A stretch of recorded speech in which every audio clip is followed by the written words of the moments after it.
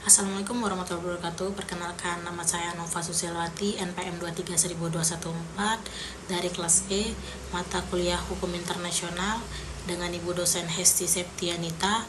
Di sini saya akan mempresentasikan materi yang berjudul metode penyelesaian sengketa internasional. Pertama, ada pengertian. Metode penyelesaian sengketa internasional adalah proses atau mekanisme yang digunakan untuk menyelesaikan konflik antar negara atau pihak-pihak internasional secara damai, baik melalui negosiasi, mediasi, arbitrase, atau pengadilan internasional. Metode ini bertujuan untuk mencegah eskalasi konflik dan mencapai penyelesaian yang adil bagi semua pihak yang terlibat. Kedua, adanya ruang lingkup. Ruang lingkup metode penyelesaian sengketa internasional. 1. Adanya negosiasi. Negosiasi, pihak-pihak yang terlibat langsung bernegosiasi untuk mencapai kesepakatan tanpa campur tangan pihak ketiga. Kedua, adanya mediasi. Pihak ketiga netral membantu pihak-pihak yang bertikai untuk mencapai kesepakatan secara sukarela. Ketiga, adanya arbitrase. Pihak ketiga independen atau arbitrase atau panel arbitrase memberikan keputusan yang meningkat untuk menyelesaikan sengketa.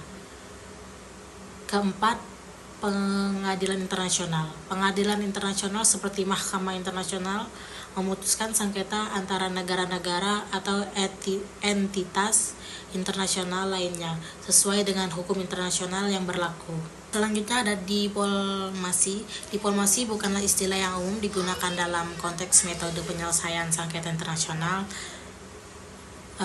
Diplomasi yang merupakan proses negosiasi dan dialog antar negara-negara atau entitas internasional untuk menyelesaikan perselisihan atau mencapai tujuan bersama.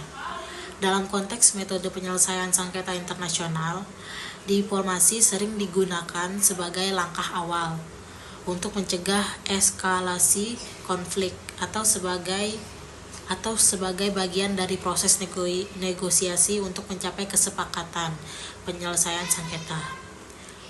Terus ada arbitrase. Arbitrase dalam penyelesaian sengketa internasional adalah proses di mana pihak-pihak yang terlibat dalam sengketa sepakat untuk meminta pihak ketiga yang independen, disebut arbiter atau panel arbitrase, untuk membuat keputusan yang meningkat bagi mereka. Mekanisme arbitrase ini biasanya terjadi di luar pengadilan konvensional dan didasarkan pada kesepakatan bersama para pihak yang disebut klausa arbitrase dalam kontrak atau perjanjian internasional. Ada mediasi. Mediasi adalah proses penyelesaian sengketa di mana pihak-pihak yang beritikat bekerja sama dengan seorang mediator netral yang membantu mereka mencapai kesepakatan yang dapat diterima oleh semua pihak. Mediator bertindak sebagai fasilitator dalam komunikasi antara pihak-pihak yang terlibat, membantu mereka untuk menemukan solusi yang memuaskan tanpa mengambil keputusan antara nama mereka. Peran mediator dalam mediasi antara lain: 1. Fasilitator komunikasi.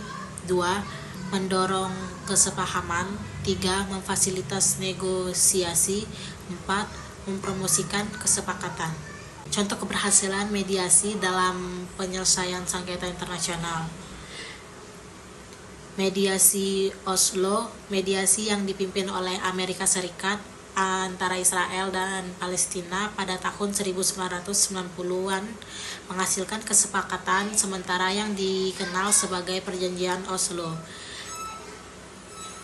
yang memandai langkah pertama menuju penyelesaian konflik Israel-Palestina.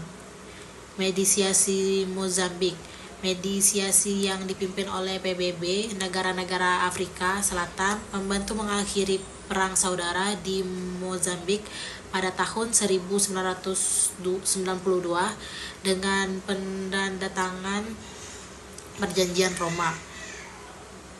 Mediasi Aceh, mediasi yang dipimpin oleh Finlandia antara pemerintah Indonesia dan Gerakan Aceh Merdeka atau GAM pada tahun 2005 menghasilkan kesepakatan damai yang mengakhiri. Terakhir, kesimpulan. Dalam kesimpulan, metode penyelesaian sengketa internasional menawarkan beragam pendekatan untuk menyelesaikan perselisihan antara negara-negara atau entitas internasional lainnya tanpa kekerasan. Negosiasi, mediasi, arbitrase, dan pengadilan internasional adalah beberapa metode yang umum digunakan dalam konteks ini. Setiap metode memiliki kelebihan dan kekurangan tersendiri, dan keberhasilannya tergantung pada kompleksitas sengketa, keinginan pihak untuk bekerja sama, dan kepatuhan terhadap keputusan yang dihasilkan secara keseluruhan. Tujuan dari metode penyelesaian sengketa internasional adalah untuk mencapai penyelesaian yang adil, berkelanjutan, dan memuaskan bagi semua pihak yang terlibat melalui pendekatan-pendekatan ini. Konflik internasional dapat diatasi dengan cara yang damai, mengurangi potensi konsekuensi negatif seperti kerugian ekonomi, kerusakan sosial, dan penggunaan kekuatan militer. Dengan demikian, metode penyelesaian sengketa internasional merupakan instrumen penting dalam mempromosikan perdamaian dan kestabilitas di tingkat global. Sekian presentasi saya hari ini. Maaf jika banyak kekurangan dan kesalahan. Saya akhiri dengan wabillahi taufik walhidayah. Wassalamualaikum warahmatullahi wabarakatuh.